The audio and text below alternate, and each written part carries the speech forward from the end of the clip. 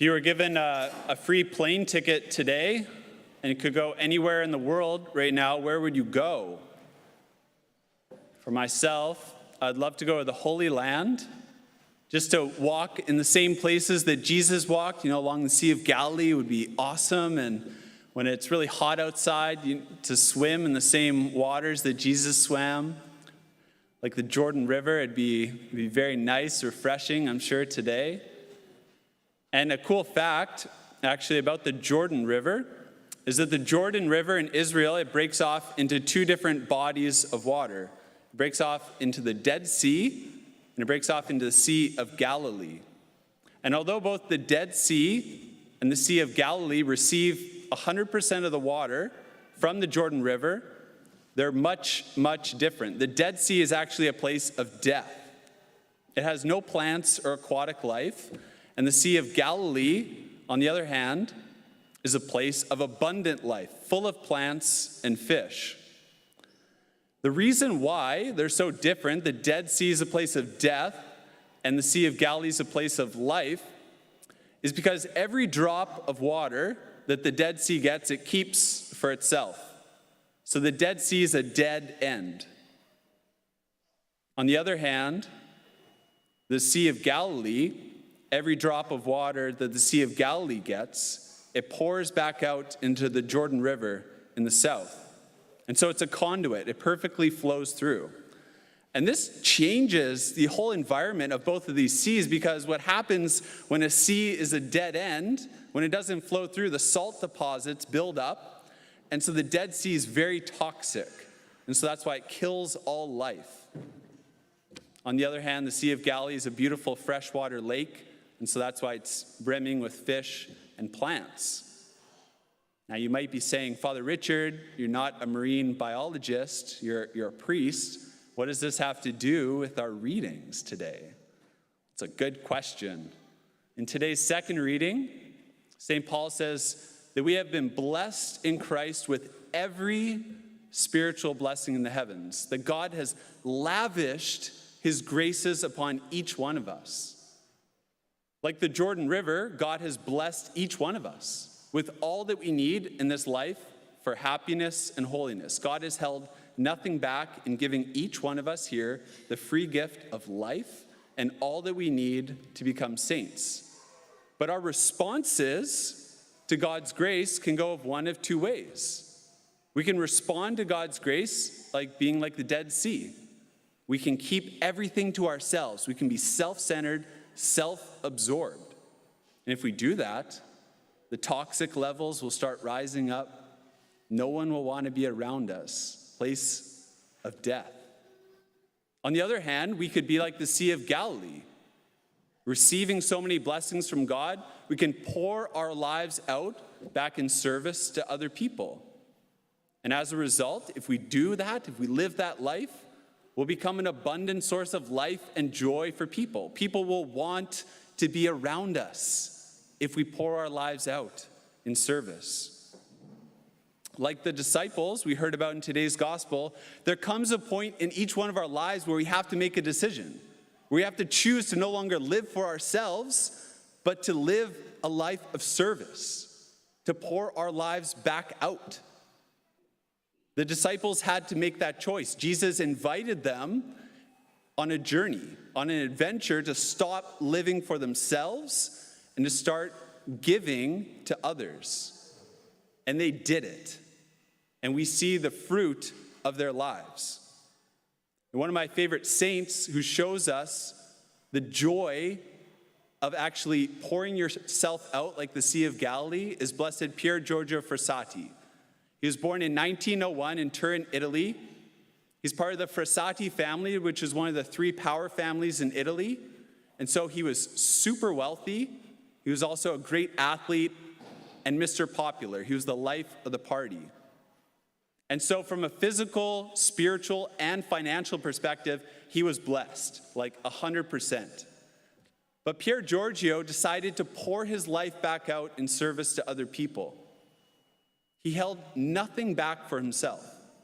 When he was in high school, his mom every day would give him money for the train to ride first class. And Pier Giorgio would keep the money, pocket it, ride his bike to school, and then after school, he would buy loaves of bread, walk out into the streets of Turin, and give food to the children who were poor and sick and had no food. One day, his mom heard about this, and his mom said, "Is this true what you're doing?" He said, "Yes." And she said, "Why would I give you money every day for the train ride first class if you're going to waste it on the poor?" He said, "Mom, it's not wasted on the poor. Any money given to the poor is given to Jesus." Here, Giorgio knew that a life poured out in love and service to other people is a life worth living. On his 18th birthday, Pier Giorgio was given a brand new car by his dad. That day, he sold the car and gave all the money to families that he was supporting. By the age of 21, listen to this, by the age of 21, Pier Giorgio was personally supporting 125 families. Rent, food, clothing, tuition, teaching the children catechism, preparing them for the sacraments. At the age of 21, this boy was personally supporting 125 families.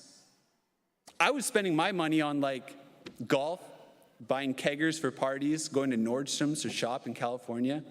I was wasting my money. And here's a kid who took all of his money supporting 125 families. All, by the way, undercover, because he was one of the power families in Italy, so everyone would know who this kid is, so he had the code name Brother Jerome. No one knew about it. At the age of 24, Pier Giorgio caught tuberculosis from serving one of the poor people, and he died soon after. At his funeral, at the age of 24, the cathedral was filled of family and upper-class elite, parents, friends of the parents. But outside, unbeknownst to the family, were thousands of poor people that were impacted by the life of this 24-year-old kid who came to pay respect to a man who was given so much and poured his life out in service to other people. His parents, by the way, were not practicing Catholics and planned to get divorced after the funeral.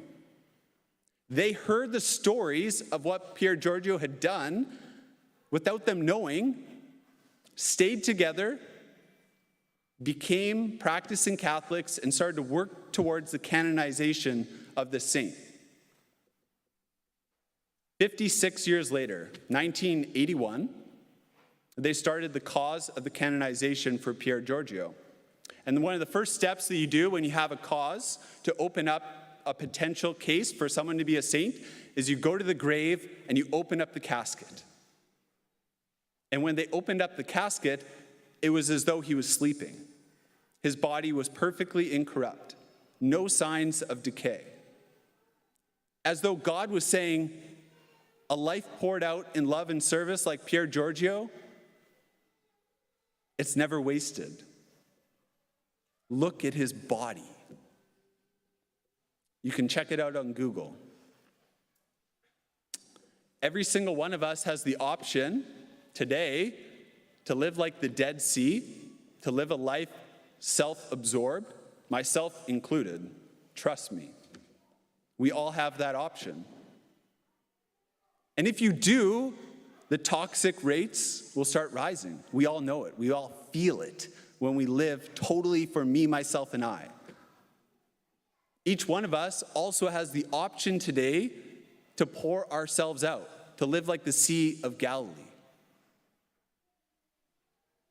The option is before each one of you by name. Jesus is inviting each one of you by name here at this Mass to stop living for yourselves and to start living for others. You get to choose. What do you want? Do you want to be like the Dead Sea? Or do you want to be like the Sea of Galilee? Hearing stories like Blessed Pier Giorgio, I want to start living a lot more like him. I don't know about you, but a life poured out in love and service for others is a life worth living. You get to choose. What a gift that each one of us today gets to choose what type of life we want to live. Dead Sea, Sea of Galilee, it's up to you.